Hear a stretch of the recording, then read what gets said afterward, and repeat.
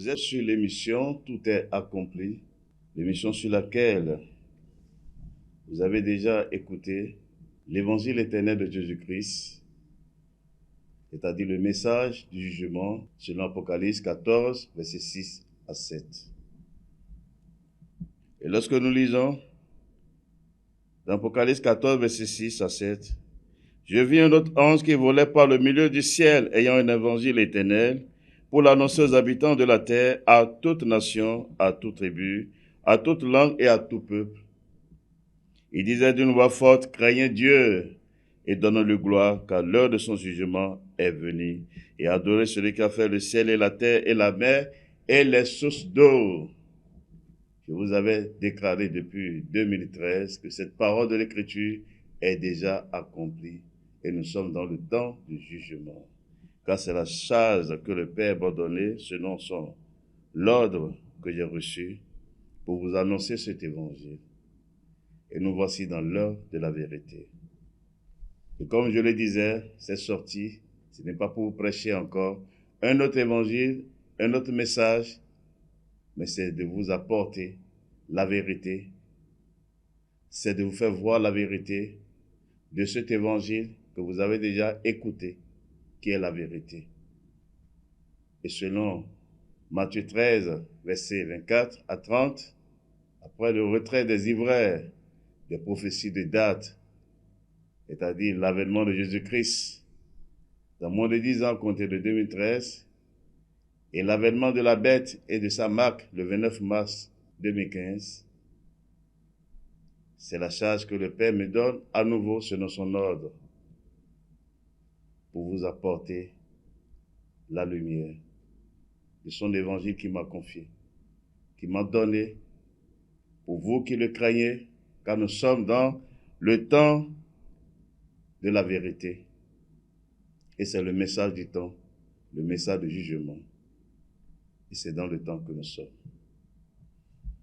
Et comme vous connaissez déjà,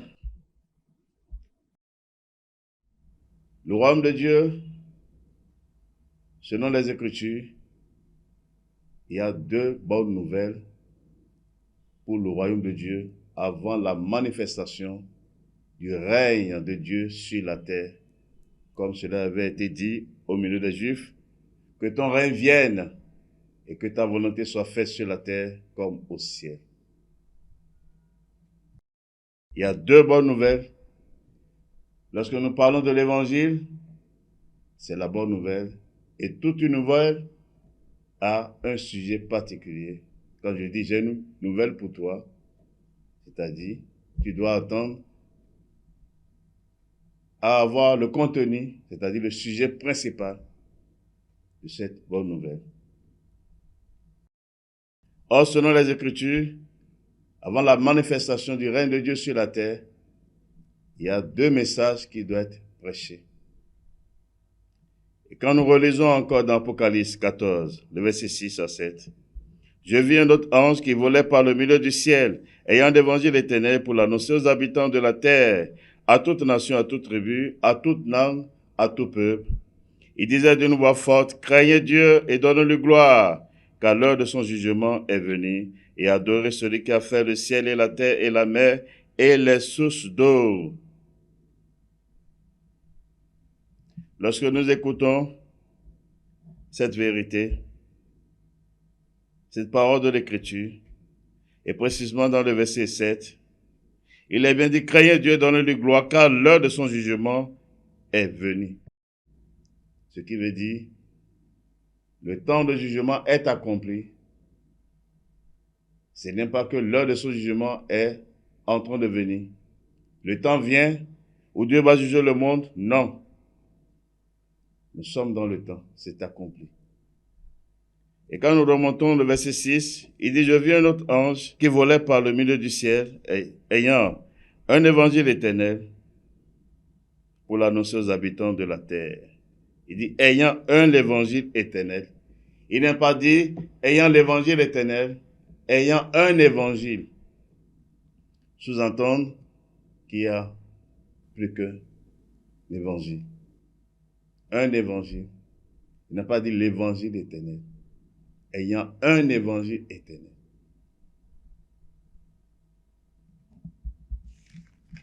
Et pour connaître cette vérité, sur ces deux bonnes nouvelles, ces deux évangiles de Dieu pour la manifestation de son règne sur la terre, lisons dans Isaïe 61. À partir du premier verset au verset 3. L'Esprit du Seigneur l'Éternel, c'est-à-dire le Seigneur, est sur moi, car l'Éternel m'a oint pour porter de bonnes nouvelles aux malheureux.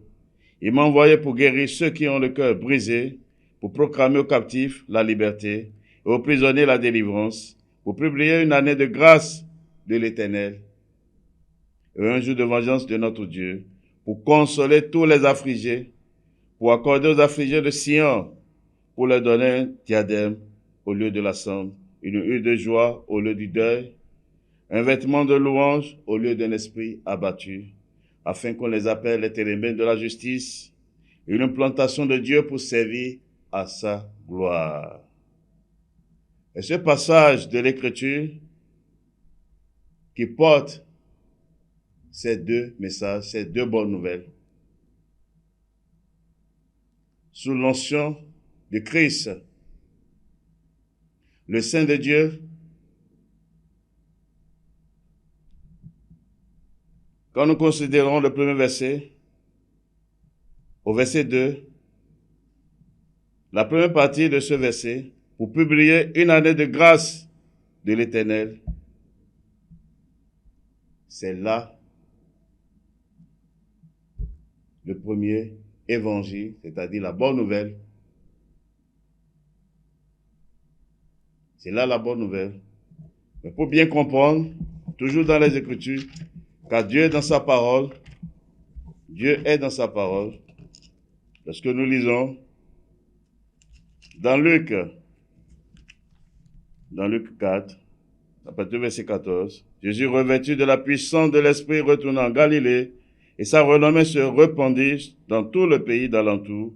Il enseignait dans la synagogue, il était glorifié par tous. Il se rendit à Nazareth, où il avait été élevé, et selon sa coutume, il entra dans la synagogue le jour du sabbat. Il se leva pour faire la lecture. On lui remit le livre du prophète Ésaïe. L'ayant déroulé, il trouva l'endroit où il était écrit « L'Esprit du Seigneur est sur moi, parce qu'il m'a oint pour annoncer bonne nouvelle aux pauvres.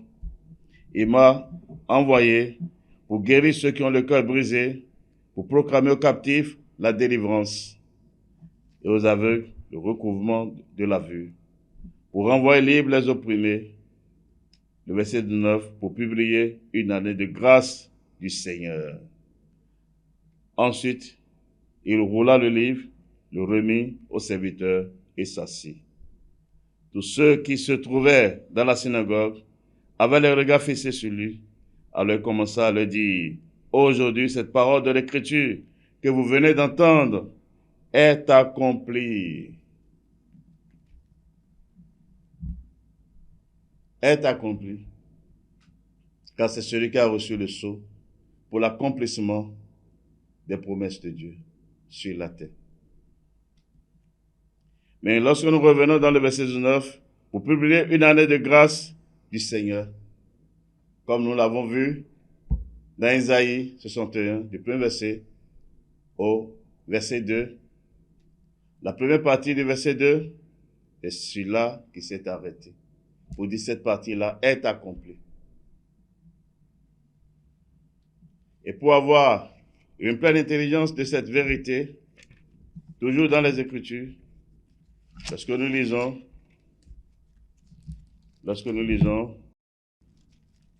dans Marc 1, verset 14, verset 15, après que Jean eut été livré, Jésus alla dans la Galilée prêchant l'évangile de Dieu, c'est-à-dire la bonne nouvelle de Dieu. Il disait, le temps est accompli et le royaume de Dieu est proche. Répentez-vous et croyez à la bonne nouvelle. Il dit, le temps est accompli. Quel temps est accompli? Le temps de la grâce. Quand il a pris le rouleau, la parole qu'il a déclarée, cette parole de l'Écriture est accomplie.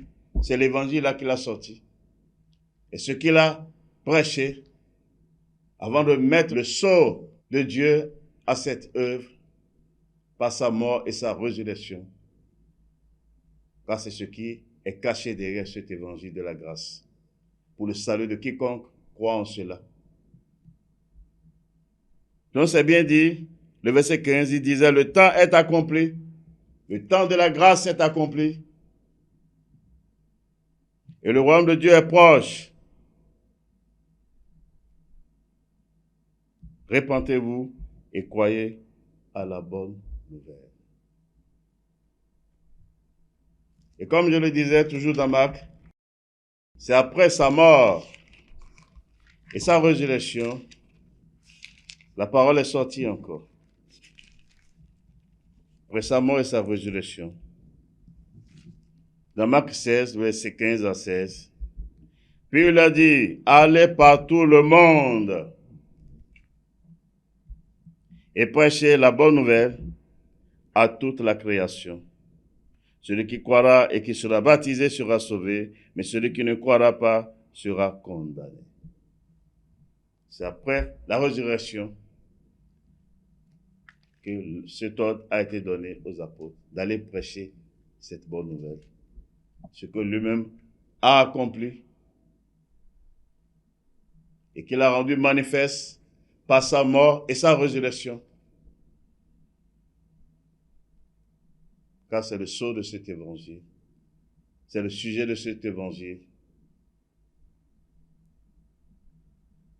Et c'est ça qui a été confié aux apôtres pour prêcher. Ce qui a été confié aux apôtres.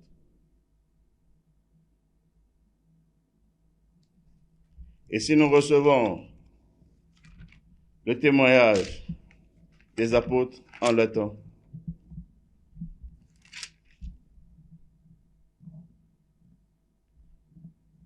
dans Actes 2, le verset 36, après le verset 36, que toute la maison d'Israël sache donc avec certitude que Dieu a fait Seigneur et Christ Jésus que vous avez crucifié. Après avoir entendu ce discours, ils eurent le cœur vivement touché. Et il dit à Pierre et aux autres apôtres, « Oh mon frère, que ferons-nous » Le verset 38, Pierre leur dit, « Répentez-vous et que chacun de vous soit baptisé au nom de Jésus-Christ pour le pardon de vos péchés et vous recevez le don du Saint-Esprit. »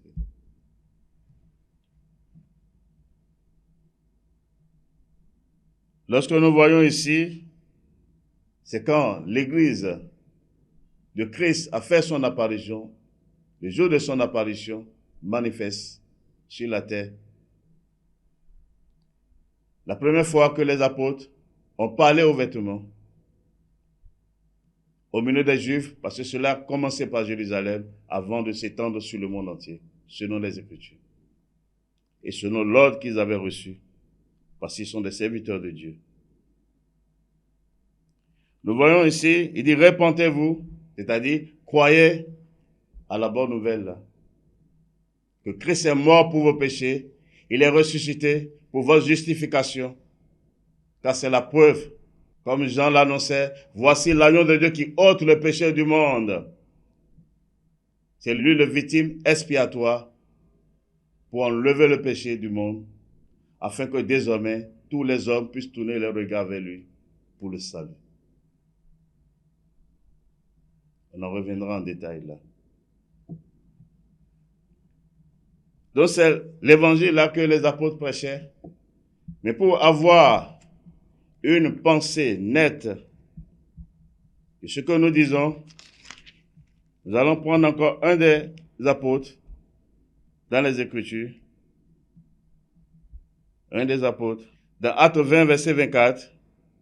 Mais je ne fais pour moi-même aucun cas de ma vie, comme si elle m'était précieuse, pourvu que j'accomplisse ma course avec joie et le ministère que j'ai reçu du Seigneur Jésus, d'annoncer la bonne nouvelle de la grâce de Dieu. Voilà. d'annoncer quoi? La bonne nouvelle de la grâce de Dieu, la porte du salut, où le Christ, l'agneau de Dieu, a été immolé. Il est mort pour les péchés, ressuscité pour la justification. Car la mort n'a pas le pouvoir sur lui. Il a livré sa vie en rançon afin de délivrer ceux qui craignent Dieu de leurs péchés et les préserver contre la colère de Dieu. Car il est écrit, Dieu a tant aimé le monde qu'il a donné son Fils unique, afin que quiconque croit en lui ne périsse point, mais qu'il ait la vie éternelle. On en reviendra en détail. Voilà, le premier évangile, c'est l'évangile de la grâce. Mais quand nous retournons encore dans Ésaïe,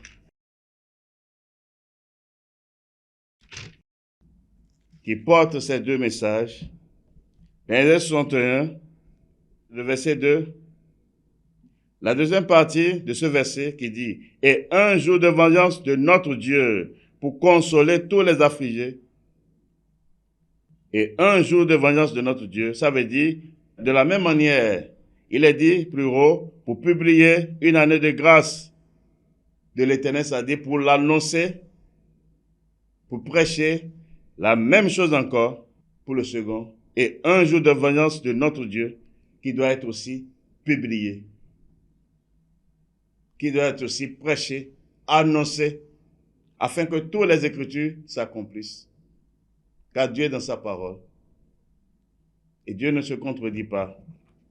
Lorsque nous lisons dans Matthieu 5, verset 17, ne croyez pas que je sois venu pour abolir la loi ou les prophètes. Je suis venu non pour abolir, mais pour accomplir. Car je vous le dis en vérité, tant que le ciel et la terre ne passeront point, il ne disparaîtra pas de la loi un seul iota ou un seul trait de lettre jusqu'à ce que tout soit arrivé. Qu'est-ce qu'il est en train de dire par là? Toujours dans Matthieu, pour comprendre. Lorsque nous lisons dans Matthieu 11, à partir du verset 12, depuis le temps de Jean-Baptiste jusqu'à présent, le royaume des cieux est forcé et ce sont les violents qui s'en emparent. Et le verset 13, car tous les prophètes et la loi ont prophétisé jusqu'à Jean. C'est-à-dire quoi? Tous les prophètes et la loi ont prophétisé. C'est-à-dire, ils annonçaient les choses qui doivent venir, qui ne sont pas encore accomplies. Ils véhiculaient un message. C'est pourquoi ailleurs, le Fils de l'homme va dire, vous sondez les Écritures, croyant en voir la vie éternelle en elle, mais c'est de moi que cela rend témoignage. Et vous ne voulez pas venir à moi pour avoir la vie? Cela parle de moi. Car c'est lui qui était au commencement. La parole de Dieu qui est dans le sein du Père, qui a été manifestée en tant que lumière pour le salut des fils de Dieu.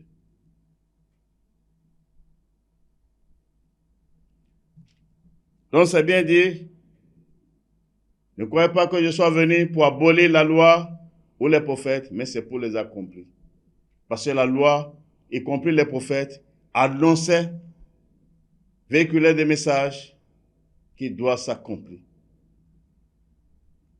Or, si les Écritures ne peuvent pas être annulées, lorsque le Fils a pris le rouleau, ça a été précis, nous avons lu tous, où nous avons tous écouté, dans Luc 4, il s'est arrêté à un point précis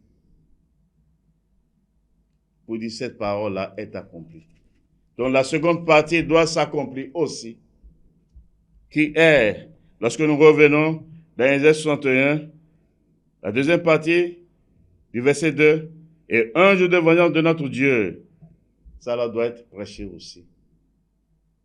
Un jour de vengeance de notre Dieu pour consoler tous les affligés, ça doit être prêché aussi, annoncé aussi. Le jour de sa colère, le jour du jugement. le jour de sa vengeance. Et c'est ce qui nous est révélé dans Apocalypse. Lorsque nous retournons dans Apocalypse 14, le verset 6 à 7. Je vis un autre ange qui volait par le milieu du ciel, ayant un évangile éternel pour l'annoncer aux habitants de la terre, à toute nation, à toute tribu, à toute langue et à tout peuple. Il disait d'une voix forte, craignez Dieu et donnez-lui gloire, car l'heure de son jugement est venue. Ça a été précis. Le contenu dit l'heure de son jugement est venue. C'est-à-dire le temps de jugement est accompli. Le jour de sa vengeance est accompli. Le jour de sa colère est accompli. Car lui, il a un jour de vengeance dans son cœur. Depuis la création, il s'est réservé un jour unique pour intervenir. Pour intervenir sur la terre lui-même.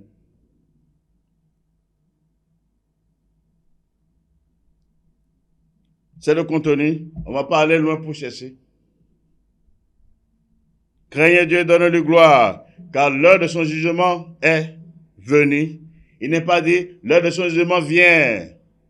Dieu a fait ça un temps pour juger. Il dit, le temps est accompli. C'est ça la vérité. Le temps est accompli. Et ce n'est point le temps de la grâce. C'est le second message. La seconde bonne nouvelle. Le second évangile, parce qu'il y a deux évangiles qui doivent être prêchés d'abord, avant la manifestation du règne de Dieu sur la terre. Avant la manifestation du royaume de Dieu. Personne ne peut annuler les Écritures. Personne ne peut annuler les Écritures. Mais quand nous revenons toujours dans les Écritures, où certains disent non, c'est un autre évangile qu'ils prêchent, car il y a un seul évangile. Ils ont reçu quel esprit pour parler de Dieu? Ils sont sortis d'où pour parler de Dieu? Nous sommes sortis du sein de Dieu. Nous sommes sortis du secret de Dieu, de la demeure de Dieu. Nous sommes de Sion. Ils ont reçu quel esprit pour parler? Quoiqu'ils ont la Bible en main. Dieu ne se contredit pas. Lorsque nous lisons dans Galates 1, le verset 6, « Je m'étonne que vous vous détournez si promptement de celui qui vous a appelé par la grâce de Christ pour passer à un autre évangile. Non, pas qu'il y ait un autre évangile, mais qu'il y a des gens qui vous troublent et qui veulent renverser l'évangile de Christ. Mais quand nous-mêmes, quand un ange du ciel annoncerait un autre évangile, que celui que nous avons prêché, qu'il soit anathème. Nous l'avons dit précédemment, et je le répète à cette heure, si quelqu'un vous annonce un autre évangile, que celui que vous avez reçu, qu'il soit anathème. Est-ce que l'apôtre est en train de s'opposer à Dieu pour que l'évangile du jugement ne soit pas prêché, l'évangile du jour de la vengeance de Dieu ne soit pas prêché? Non. C'est un serviteur de Dieu, c'est un fils de Dieu, c'est un saint de Dieu. Mais qu'est-ce qu'il est en train de dire? Il parle de quoi? Il parle de quoi? Restons dans le même livre de cet apôtre pour connaître la vérité de ce qu'il est en train de dire. Car nous avons l'Esprit de Dieu. Et nous parlons selon l'Esprit de Dieu et selon sa vérité, qui est la parole de Dieu, non pas la pensée des hommes. Lorsque nous lisons dans Galates 2, on va voir le sujet de son zèle, de cette déclaration qu'il est en train de faire. Le verset 11. Mais lorsque Céphas vint à Antioche, je lui résistai en face parce qu'il était répréhensible. En effet, avant l'arrivée de quelques personnes envoyées par Jacques, il mangeait avec les païens. Et quand elle fut venue, il s'esquiva et se tint à l'écart par crainte des circoncis, c'est-à-dire des Juifs. Avec lui, les autres Juifs usèrent aussi de dissimulation, en sorte que Barnabas même fut entraîné par leur hypocrisie. Voyant qu'ils ne marchaient pas droit selon la vérité de l'évangile, je dis à Céphas, en présence de tout, si toi qui es juif, tu vis à la manière des païens et non à la manière des juifs, pourquoi forces-tu les païens à judaïser? Voilà le sujet de guerre où certains juifs s'étaient glissés dans l'assemblée des saints pour pouvoir s'opposer à la vérité de l'évangile qu'ils avaient, en leur demandant qu'ils doivent obéir à la loi de Moïse. Ils doivent judaïser, ils doivent respecter la loi de Moïse dans ses prescriptions. C'était là le combat. C'était là le combat. Et il va continuer le verset 15. Nous sommes juifs de naissance et non pécheurs d'entre les païens. Néanmoins, sachant que ce n'est pas par les œuvres de la loi que l'homme est justifié, mais par la foi en Jésus-Christ. Nous aussi, nous avons cru en Jésus-Christ afin d'être justifiés par la foi en Christ et non par les œuvres de la loi. Parce que nulle chair ne sera justifiée par les œuvres de la loi. Et si nous sautons pour venir dans le verset 21, il dit, je ne rejette pas la grâce de Dieu, car si la justice s'obtient par la loi, Christ est donc mort en vain. Or, l'évangile de la grâce dit que Christ est mort pour tous les péchés. Il est ressuscité pour la justification, afin que tous ceux qui croient en cette œuvre, en lui, aient la vie éternelle. Reçoit le pardon éternel de Dieu pour le salut. Or, la mort de Christ, c'est l'accomplissement de toutes les œuvres de la loi de Moïse, comme les Écritures l'ont dit dans Romains 10, verset 4, car Christ est la fin de la loi pour la justification de tous ceux qui croient. Voilà son zèle, où certains juifs voulaient s'opposer à la vérité de l'évangile de la grâce pour les détourner du salut. C'est en cela qu'il menait son combat. Pour preuve. Lorsque nous lisons toujours dans Galates 2, le verset 4, et cela à cause des faux frères qui s'étaient furtivement introduits et glissés parmi nous pour épier la liberté que nous avons en Jésus-Christ avec l'intention de nous asservir. Nous ne leur cédâmes pas un instant et nous résistâmes à leurs exigences afin que la vérité de l'évangile fût maintenue parmi vous. Voilà. Ils étaient glissés, c'est des juifs, pour s'opposer. C'est en cela, l'apôtre Paul est en train de parler ici, dans Galates 1, verset 6 à 9. Qui a reçu l'Esprit de Dieu pour parler des choses de Dieu? Ces orgueilleux, ces fils du diable, qui ont cru combattre la vérité de l'évangile éternel, qui ont cru détruire la vérité. Vous pouvez tenir pour parler. Vous pouvez ouvrir la Bible devant le Saint de Dieu pour parler. Vous êtes qui pour parler de Dieu? Pour parler des choses de Dieu avec la Bible. Vous avez reçu quelle onction? Voilà la vérité pour vous qui aimez la vérité. Le combat de l'apôtre Paul, il défendait l'évangile de la grâce que les Juifs en leur temps combattaient pour ramener les saints sous la loi de Moïse. Toujours dans Galates 3, verset 1. Ô Galates, dépourvus de sens, qui vous a fasciné, vous, aux yeux de qui Jésus-Christ a été peint comme crucifié. Voici seulement ce que je veux apprendre de vous. Est-ce que par les œuvres de la loi que vous avez reçu l'Esprit ou par la prédication de la foi? Il dit, est-ce que c'est pas les œuvres de la loi? C'est son zèle, ce qu'il est en train de défendre. Ou c'est pas la prédication de la foi en Jésus-Christ, en sa mort et sa résurrection. Car c'est là l'évangile qui est prêché.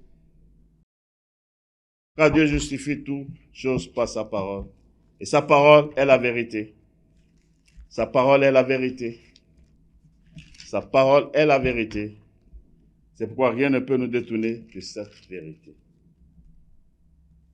Quand nous lisons dans 1 Corinthiens 15, le verset 1, « Je vous rappelle, frères, l'évangile que je vous ai annoncé. » C'est fils du diable qui dit non. L'apôtre Paul a dit, on ne doit pas prêcher un autre évangile. Il a dit quoi? « Je vous rappelle, frères, l'évangile que je vous ai annoncé, que vous avez reçu, dans lequel vous avez persévéré, et par lequel vous êtes sauvés, si vous le retenez tel que je vous l'ai annoncé. Autrement, vous aurez cru en vain. Je vous ai enseigné avant tout, comme je l'avais aussi reçu, que Christ est mort pour nos péchés selon les Écritures, qu'il a été enseveli et qu'il est ressuscité le 3e jour selon les Écritures. » Voilà le fond de l'évangile, de la grâce que les apôtres prêchaient. Et c'est son combat qu'il défendait selon les Écritures dans Galates, au milieu des Galates, par rapport aux zèles des Juifs qui veulent s'opposer à la vérité de cet évangile pour les retourner dans la loi de Moïse. Pour les retourner dans la loi de Moïse. Et lorsque nous revenons toujours dans Galates 3, le verset 2, « Êtes-vous tellement dépourvus de sens, après avoir commencé par l'esprit, voulez-vous maintenant finir par la chair? Avez-vous tant souffert en vain? Si toutefois c'est en vain. Celui qui vous accorde l'esprit et qui opère des miracles parmi vous, le fait-il donc par les œuvres de la loi ou par la prédication de la foi? » Et le verset 10 de ce chapitre. « Car tous ceux qui s'attachent aux œuvres de la loi sont sous la malédiction, car il est écrit, maudit est quiconque n'observe pas tout ce qui est écrit dans le livre de la loi et ne le met pas en pratique, et que nul ne soit justifié devant Dieu par la loi. Cela est évident puisqu'il est écrit, le juste vivra par la foi. » Donc comprenez l'esprit dans lequel l'apôtre parlait. Il parlait par rapport à ceux qui s'opposaient à la vérité de leur évangile, l'évangile de la grâce qui leur a été confié. Et lorsque nous évoluons encore, toujours dans Galates 5, le verset 1, « C'est pour la liberté que Christ nous a affranchis, demeurez donc fermes et ne vous laissez pas mettre de nouveau sous le joug de la servitude. Voici moi, Paul, je vous dis que si vous vous faites circoncis, Christ ne vous servira de rien. Et je proteste encore une fois à tout homme qui se fait circoncis qu'il est tenu de pratiquer la loi tout entière. Vous êtes séparés de Christ, vous tous qui cherchez la justification dans la loi, vous êtes déchus de la grâce. Pour nous, c'est de la foi que nous attendons, par l'Esprit, l'espérance de la justice. Voilà la vérité. Voilà la vérité. Les Juifs s'opposaient à la vérité de l'évangile, de la grâce, pour dire qu'ils doivent respecter la loi de Moïse, ce que Moïse a dit. Sinon, sans cela, ils ne sont pas sauvés. On peut encore recevoir le témoignage ailleurs, car Dieu est dans sa parole. Vous avez quel esprit pour parler de Dieu, pour parler de la parole de Dieu? Lorsque nous lisons dans Actes 15, verset 1, quelques hommes venus de la Judée enseignaient les frères en disant, si vous n'êtes circoncis selon le rite de Moïse, vous ne pouvez pas être sauvés. Paul et Barnabas eurent avec eux un débat et une vive discussion, et les frères décidèrent que Paul et Barnabas et quelques-uns de leurs montaient à Jérusalem vers les apôtres et les anciens pour traiter cette question. C'était une guerre au sein de l'Église dans le temps où les Juifs combattaient cette vérité pour dire qu'il doit respecter la loi de Moïse et il doit se faire circoncis. La circoncision, bien sûr, de la chair, c'est les œuvres de la loi. Il doit faire les offrandes.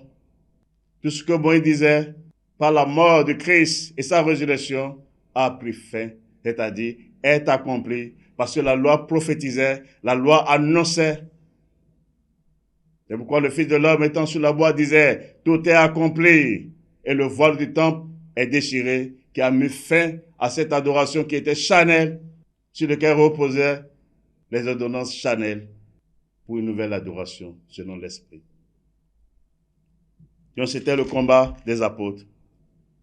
Quand nous lisons dans Galates 1,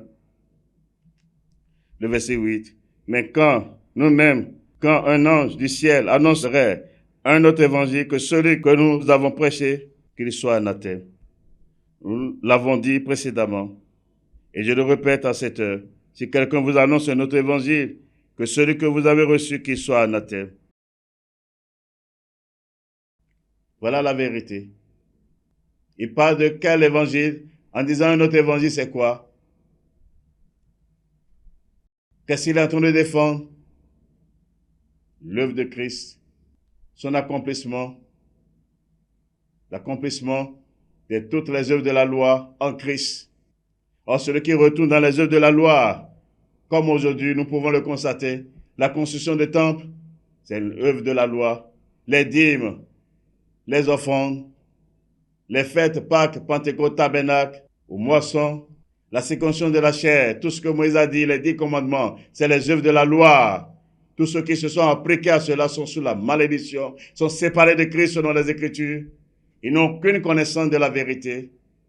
C'est dans ça que Babylone a trompé le monde entier. Rome, qui est représentée par l'Église catholique romaine, a trompé le monde entier où sur la terre les hommes croient adorer Dieu. Or, c'est ça, un autre évangile, ce que les apôtres défendaient, c'est ça qui a été manifeste par le mystère de l'apostasie sur les nations. Où dans toutes les rues, les temples s'élèvent seulement, dit c'est pour Dieu. Or, si nous allons dans la vérité, selon l'histoire, selon les Écritures, dans la puissance de Dieu, où il traçait son chemin pour le salut de l'humanité, c'est un seul temple qui a été construit au milieu du peuple que Dieu avait choisi pour exécuter son plan éternel sur la terre. Et ces fils du diable vont dire non, il prêche notre évangile. Voilà la vérité. Vous avez quel verset? Voilà la vérité. Vous parlez par quel esprit, par quelle puissance? Voilà la vérité. Car nous parlons par l'Esprit de Dieu, par la puissance de Dieu, par l'autorité de Christ. Voilà la vérité. Ce n'est pas un autre évangile. C'est des séducteurs, des hypocrites. Certains à qui parmi eux on a fait la grâce pour qu'ils parviennent à la connaissance de la vérité pour le salut, mais ils ont fermé leur cœur à cause de leur orgueil parce qu'ils sont du diable. Il veut parler. C'est ça la vérité. L'évangile éternel, c'est le message de Dieu. Pour tous ceux qui le craignent, le temps de jugement, le jour du jugement, qui est l'avènement de son Fils, son apparition du ciel, doit être prêché selon les Écritures. Car nous sommes dans les Écritures, la parole de Dieu, et ça notre force devant quiconque. Lorsque nous lisons dans Matthieu 24, le premier verset au verset 3, comme Jésus s'en allait au sortir du temple, ses disciples s'approchaient pour lui en faire remarquer les constructions. Mais il leur dit, voyez-vous tout cela? Je vous le dis en vérité, il ne restera pas ici pierre sur pierre qui ne soit renversé. Il s'assit sur la montagne des Oliviers. Et les disciples vinrent en particulier lui faire cette question. Dis-nous, quand cela arrivera-t-il? Et quel sera le signe de ton avènement et de la fin du monde? Selon les Écritures, lorsque les disciples ont fait remarquer à leur maître la construction du temple de Jérusalem, en écoutant les paroles qui sont sorties de la bouche de leur maître, afin que les Écritures s'accomplissent, car déjà dans Daniel, la destruction du temple est déjà annoncée. Mais les disciples ne sont pas arrêtés là. Ils lui ont adressé deux questions. Le verset 3, et les disciples vinrent en particulier lui faire cette question. Dis-nous quand cela arrivera-t-il, c'est-à-dire la destruction de ce temple. Et quel sera le signe de ton avènement et de la fin du monde? C'est la seconde préoccupation. Quel sera le signe de ton avènement, quel est le signe de ton avènement, c'est-à-dire ton apparition du ciel, et de ça qu'il s'agit, et de la fin du monde. Toujours dans le même chapitre, lorsque nous lisons du verset 13, 14, mais celui qui persévérera jusqu'à la fin sera sauvé. Parce qu'il y aura beaucoup de la séduction sur la terre, des faux Christ qui vont apparaître, des faux prophètes. Il y aura les guerres un peu partout. Ce n'est que le début. Mais il est venu à un point fort. Le verset 13 que nous relisons. Mais celui qui persévérera jusqu'à la fin sera sauvé. Et le verset 14. Cette bonne nouvelle du royaume sera prêchée dans le monde entier pour servir de témoignage à toutes les nations. Alors viendra la fin. Dit cette bonne nouvelle du royaume sera prêchée. Cette bonne nouvelle du royaume sera prêchée. Quelle est la bonne nouvelle du royaume? L'avènement du Fils de l'homme, son apparition du ciel, le roi glorieux, le roi béni éternellement, dans toute la gloire du Père. C'est là la manifestation du royaume de Dieu dans toute sa puissance. C'est pourquoi je vous disais, le sujet de ce jour, qui est le jour de la colère, c'est la destruction totale de ce monde, en vue de la manifestation visible, avec puissance de Dieu, du nouveau monde, que Dieu a déjà fait pour ceux qui l'aiment, pour ceux qui le craignent. C'est pourquoi ce n'est que eux qui peuvent porter cet évangile, ceux qui espèrent en Dieu, qui ont les regards fixés sur Dieu, et non sur ce monde, et non sur ce monde. Et pourquoi alors c'est dit éternel? Et il y a un évangile éternel. Pourquoi éternel? Toujours dans ce chapitre de Matthieu 24, le verset 14. Cette bonne nouvelle du royaume sera prêchée dans le monde entier pour servir de témoignage à toutes les nations. Alors viendra la fin. C'est-à-dire après cette prédication du message de jugement, après ça c'est la fin qui suit. Il n'y aura plus un autre évangile. C'est pourquoi il est dit, ayant un évangile éternel. Et selon les prophètes, c'est deux évangiles. Il y a l'évangile de la grâce et l'évangile du jugement. L'évangile du jour de la vengeance pour la consolation de tous les saints.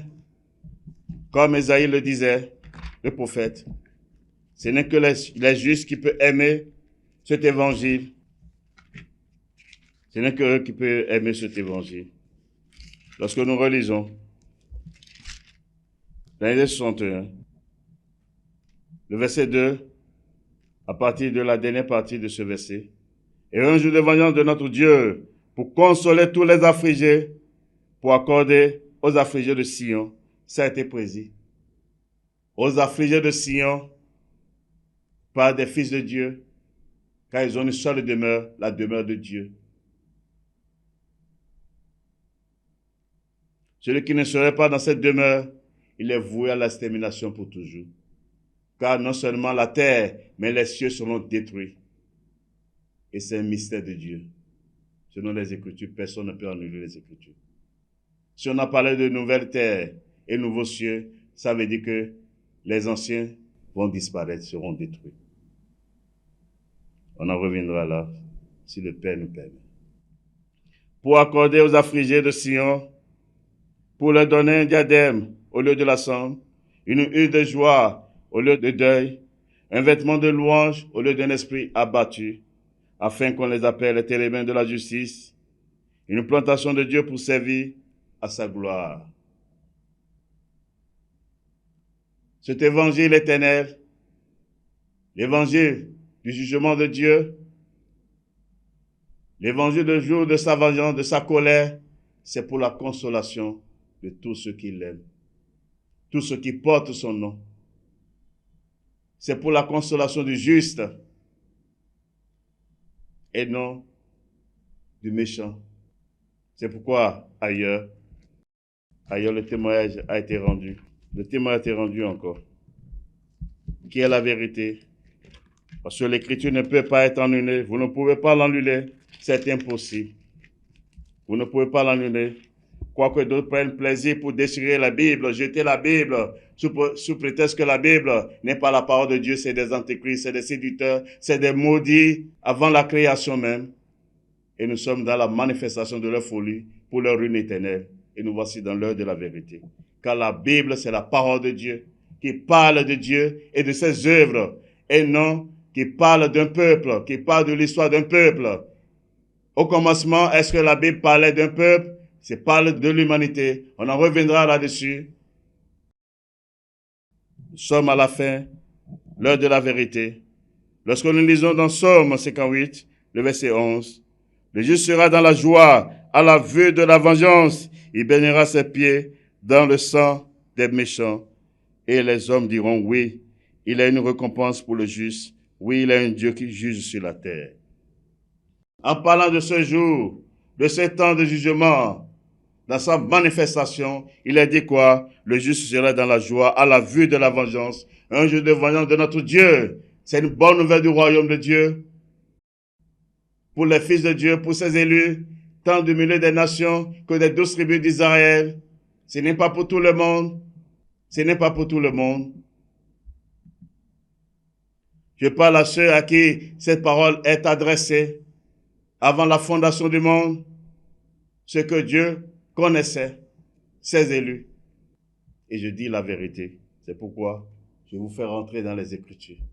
Je pourrais fermer la Bible pour vous parler, mais afin que cela vous serve de témoignage, parce que vous avez tous la Bible. Et voyez une preuve certaine.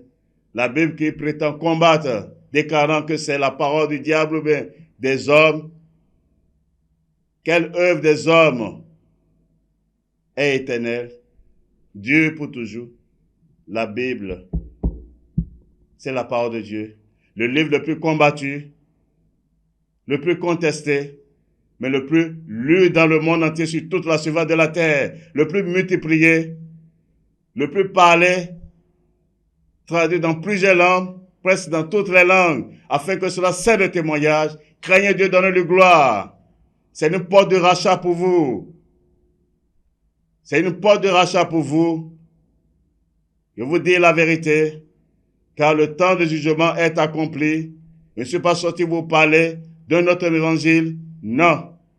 Je ne suis pas sorti pour repentir de la vérité de cet évangile. Je vous ai parlé selon la vérité de ces ivraie que ces fils du diable ont cru semer à moi pour s'opposer à la vérité, ce que le Père m'a prescrit, qui est la vérité, la semence, la bonne semence de son royaume pour les fils de Dieu, car c'est pour eux que je suis sorti.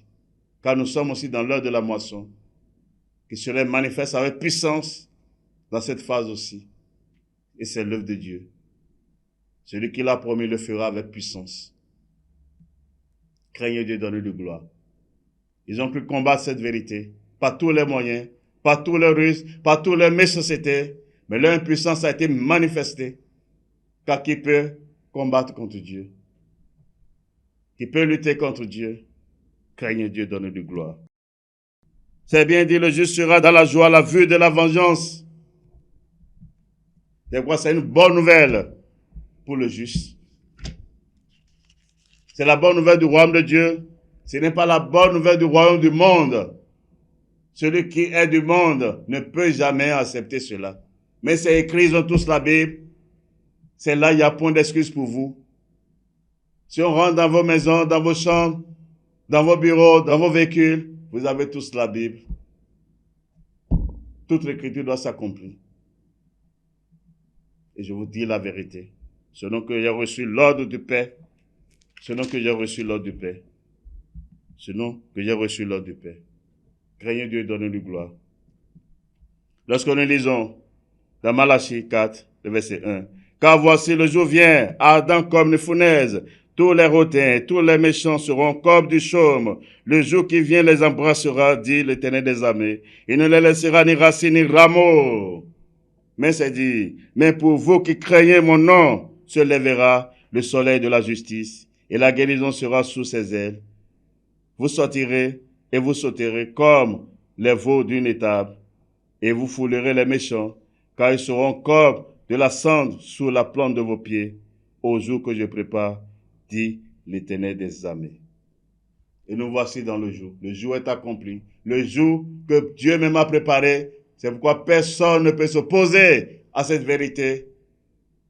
Personne ne peut s'opposer à ce jour. C'est le jour de Dieu. Aucun fils de l'homme sur la terre n'a aucune volonté en ce jour. C'est la volonté de Dieu seul qui va s'accomplir. C'est en cela que nous sommes oui et amen. Nous ne sommes pas oui et amen pour les pensées des hommes, pour les pensées du diable. C'est pourquoi nous n'avons pas honte de rejeter ouvertement, par tous les moyens, ces ivraires de ces faux évangiles, que ces fils du diable qui se sont glissés parmi nous ont semé en moi. Ces fausses prophéties de date l'avènement de Jésus-Christ dans moins de 10 ans, à compter de 2013, et l'avènement de la bête et de sa marque le 29 mars 2015, abomination. Nous avons de la force pour la vérité. J'aime mon Père, j'aime Dieu, le seul et unique Dieu, car il y a un seul Dieu, il n'y a pas deux dieux, il n'y a pas trois dieux, il n'y a pas de dieux, il y a un seul Dieu. Le seul créateur qui a créé les cieux et la terre et la mer, les sources d'eau et toute l'armée. Celui qui est Dieu avant toutes choses, qui est béni éternellement, dont le nom est Jésus-Christ, le nom qui a été élevé au-dessus de tous les noms. Selon les Écritures, c'est dans la Bible, Philippiens 2. Craignez Dieu, donnez-nous gloire. Craignez Dieu, donnez-nous gloire. Voici la vérité. Il y a deux bonnes nouvelles qui doivent être prêchées parmi les filles des hommes avant la manifestation du règne de Dieu, avant la manifestation du royaume de Dieu. Et c'est ça qui, le dernier, qui est l'évangile éternel, que vous avez déjà écouté en 2013. Je suis sorti en ce jour, c'est pour votre salut, afin que Dieu soit trouvé juste dans ses jugements. Personne ne dira, on m'a trompé, je n'ai pas compris, je n'ai pas entendu. Personne ne dira cela. Il n'y a point d'excuse. C'est pourquoi il vous a apporté la lumière sur la vérité de cet évangile. Que celui qui a l'oreille pour écouter, écoute. Que celui à qui il a été donné de comprendre, comprenne cela. Nous sommes à la fin de cette émission.